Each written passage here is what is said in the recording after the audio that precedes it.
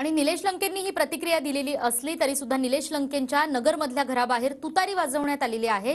तुतारी हे सध्या शरद पवार गटाचं चिन्ह आहे आणि लंकेंच्या घराबाहेर तुतारी वाजल्यानं सर्वांच्या भुवया उंचावल्यात। अखेर आमदार निलेश लंके यांच्या घराबाहेर तुतारी वाजवायला सुरुवात झालेली आहे। आपण बघू शकतो की निलेश लंके यांच्या घराबाहेर हा जो माहोल आहे तो आपल्याला बघायला मिळतो आहे। सगळे कार्यकर्ते जमायला सुरुवात झालेली आहे आणि हे तुतारी जे वाद्य आहे ते वाजायला या ठिकाणी आपल्याला बघायला मिळतं आहे।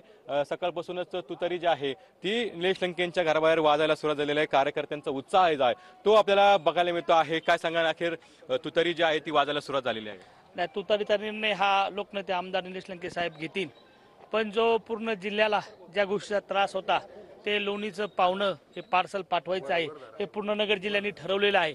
आपण पाहिले असेल 5 वर्षापूर्वी सुजय विखे नगर दक्षिणमधून निवडून गेले। निवडून गेल्यानंतर